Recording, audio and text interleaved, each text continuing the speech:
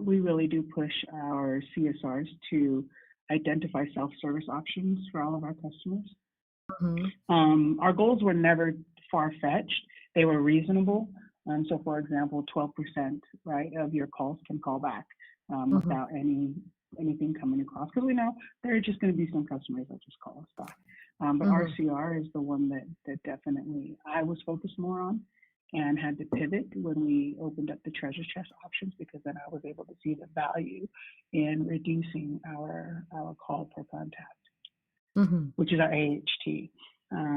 But it also just it depends on the agent, depends on the call, on how we actually manage it. If our customers need it, they need it. But if you're just sitting there rambling, let's get to the point and focus and get the call done with and get So the what customer streaming. what across the board initiatives did you roll out in order to optimize this specific KPI in order to encourage more self-service and reduce these callbacks? So with our billing one, what we did differently was we identified an actual call format, and the format was created not around a checklist, but around specific things that you should say to Mm-hmm. get the customer to provide information that they wouldn't necessarily provide upfront. So, for Mm-hmm. example, one of the questions leaned heavy on a customer calling them to update their payment method. Okay. Mm-hmm. So what we did was, instead of asking the agent to say, well, make sure you say this and make sure you say that, just say one question. And the question is this going to be a debit or a credit card? Versus Mm-hmm. just saying to the customer, which card are you going to use? Because then it Mm-hmm. came up to, agents doing 2-3 minutes of identifying the card and then identifying that it was a debit card. We can't take debit cards over the phone.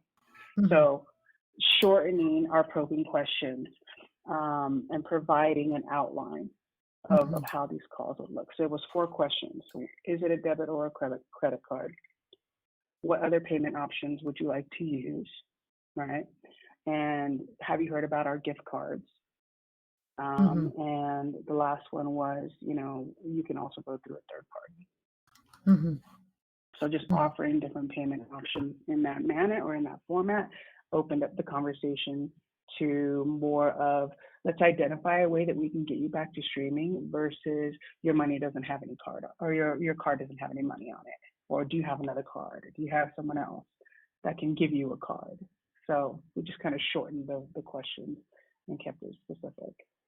That makes a lot of sense. What other KPIs did you want to work on after first joining? Like, did you identify as needing improvement? Just that one and the RCR one. Our team was so amazing that once we were able to identify a best practice, everyone else just implemented it and saw the value in it. So those were the only 2, was RCR and AHT. And Yeah. No, go ahead. After joining, were there any other issues that you identified as things that needed to be optimized? Because one of the things that struck me is that you said that you had to build everything from scratch. So were there any problems related to like scalability, training, revenue, anything that you had to work on basically? Okay. We had to create our platform for all of our KPIs to live. So Okay. so we had to create that from all the data that we received, and we had to communicate with our engineers back in Los Gatos to let them know what we wanted to see as a supervisor, how it would help us manage those numbers. So we were able to create, my goodness, I don't even know what Lightsaber is what it's called. A what? It's called Lightsaber. It's just the name that we referred to the tool as. Mm-hmm. So we had to give it RCR week over week and AHT week over week. We also incorporated any coaching opportunities that they may have had to show, because we had 3 different systems. So this system integrated 3 different systems. So we had our KPIs and our coaching and our attendance. So we had to merge all 3 of those together and create this platform that everybody could use as a source of truth for all of our data. Mm. So that basically involved delivering business requirements to the technical team, right? Right. Okay. And And then then letting them know the why behind it, because they were like, got "Oh, we it. have all these other systems." Well, it would be great if, as a supervisor, I can come into one system and have my entire team's last 28 days of performance, and I could break it down from a specific driver to a specific call type to just one specific KPI that we're looking at. So there were all different filters that we could do and get just the information that we wanted. Got it. Can you describe to me how else the situation was different from when you were first hired in the beginning of 2015 to how it is now? Like, what else has changed? So much has changed. Let's see. Let's talk about chat for a second. When I came over, I was a chat supervisor at first, Okay. and it was before we went global. And with chat, before we went global, we had to have, some conversations around cultural differences and Mm-hmm. how we are going to be expanding further. So we had to retrain our people on cultural differences and identifying ways to communicate with those that are not of our culture, and understanding that when saying you to one culture is very disrespectful, and you don't say that. You just keep it very professional and keep it very, light. Um, and kind of, because when and I don't know, maybe you have heard these before, but out in Netflix, when we were first chatting, it was like, oh, hey, how's it going? So we had to format that to a more professional chat versus just, oh, hey, it's just your buddy down the street. So we had to fix that piece. That was a lot of trial and error, a lot of conversations, a lot of meetings with corporate to make sure that we were aligned. And then we moved into the global launch, and the global launch really just took us all by storm. So that was wonderful and crazy at the same time, because we had chat global launch and voice global launch all in our single site. And then we moved over into taking chat to Mexico, and then I moved over to voice as a voice supervisor. And in Mm-hmm. voice, we moved more towards building a culture, which is where the community piece and the recognition teams came into play, and living the Netflix culture, not just saying that we do. And then how do we take our culture and all of our values and incorporate that into every single call? What does that Mm-hmm. look like? So we had to build that out. What our values look like to an everyday person or to an everyday agent? What did it look like to an everyday supervisor? And identifying those behaviors and then listing them out and providing them to everyone. So that's part of the culture piece as well that we did. Oh my gosh, I hope I'm answering all of your questions. No, you are. I've already gotten so much information and I have lots of notes. So like if we miss anything, don't worry. Like I've written lots of notes. So Okay. I'll be able to follow along quite easily. Okay. And then from that piece, we moved into focusing more on creating SMART goals, and how to, in teaching our leadership how to write a SMART goal. What does a SMART goal look like? Why are we using SMART goals? Um, and focusing on emotional intelligence and empathy and sympathy, and because other folks are not really equipped with those tool sets as leaders. So we had what were called leadership lounges, where leaders could come in and learn how to data mine appropriately and how to create that into an action plan. Um, so we did a little bit of that. Oh my goodness, what else have we done? We've done mentorships for leadership, um, creating classes that new supervisors have to attend, and providing books to read. So more of like a culture team. Mm, Books to read, TED Talks, what type of individuals you're managing based on their learning style and based on their experience of life, right? So we had mm-hmm. to really teach people the EQ, and why it's important for our workforce. Let's see, what else did we do? I'm trying to go through all my years. So we did that. Yeah, Implemented that. it's really important when you have such a strong say in how things can change to kind of recount these things, because now, not only will we be able to create a really strong resume for you, you'll be better equipped for interviews because now you'll everything will be fresh in your memory and stuff. Yeah, yeah.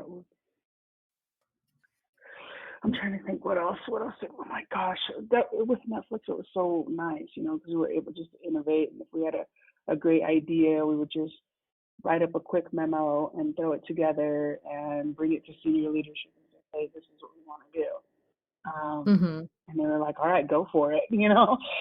Right. Let's see if it works. And if it doesn't, that's fine. And if it does, great. Let's expand it to the rest of the world. That's something that we've done with the inclusion groups as well, is those have now been expanded within 24/7 In Touch, which is Mm-hmm. the new company that I'm with. They just expanded those over to 3 different sites. We had the human group, which is people of color group, the women's group, which is Unbreakables, and then our Pride Plus group for our LGBTQ plus community. Mm-hmm. So those were the main groups that we focused on, and that has now been transferred globally. What else? No, I don't want to say that's about it because I know there's more. Well, we can always schedule another call like later today or tomorrow if you feel like you wanna, if you remembered more. Um, so don't worry about remembering it all right now. Like we can schedule another call. If you like, we can move on to my questions and maybe that'll bring up some of the other things that you may be blanking on. That sounds great. Okay, perfect. So let's talk about um did you do anything related to like service advancements? Service advancements. In what way? What Service is that? advancements would basically like kind of inform a change in the service model. I know Netflix has kept a pretty consistent service model for years. I'm trying to think how this would be applicable to like a call center. Um, in terms of maybe how extensive call center support was, in terms of how available call center support was, when like did you help prioritize or change the focus from the call center to chat to email? How did you prioritize that, and how did you basically change, yeah, customer service delivery? Well, we did actually change one thing amongst our smart UIs that we implemented. The one thing that we did change or that we did do differently in the site was at the end of every phone call or chat, and you can actually try this with your Netflix service as well. We would say, please stay on the line for a 1-question survey. Mm-hmm. Okay, it was a big part of the business, and the goal before this site was opened was to get to 4% across the globe from all their Mm-hmm. call centers. That was the Mm-hmm. goal, was 4%. Dissat is what we called it, dissatisfactory. So this percentage actually measured the customer's experience with our representative. Mm-hmm. Now, with a lot of feedback given and a lot of um, reasons why this wasn't a sufficient question, at least for this site, was um, we removed it from our site only. Mm-hmm. And we removed it after we were able to reach the 4% goal. Mm-hmm. We not only reached it, but we demolished it. It was like 3.2% of our customers were getting dissatisfactory surveys. Mm-hmm. Um, and once we were able to show that we could sustain that number, we were able to go to corporate and say, okay, this is not necessarily something that should be measured as customers will be dissatisfied with 2 agents prior, but still give our agent a dissat, which in reality they were upset about a previous agent and not our agent. So we were able to get that removed completely from the global aspect once we were showing that we were able to, with the self-service options, with the treasure chest that we did, we were able to show that it wasn't just based on one question or one survey at the end of the call, that it was the entire experience that we were able to measure with the RCR piece I versus see. just the dissat. Because that Got used to it. be the main KPI was dissatisfactory. And then we were able to take that out and say, well, let's look at the bigger picture. How many times did they have to call back? So that's why RCR became more of a prevalent KPI. Awesome. And how exactly were you able to achieve that dramatic reduction or achievement of goals, really? You were tasked with achieving a 4% dissatisfaction and you got 3.2. Yeah. And it was a cohesive effort of every single supervisor, manager, agent on our floor. We were able to just come through and say, okay, since this is the feedback that we're getting, that you guys want this removed, this is what we need from you to do it.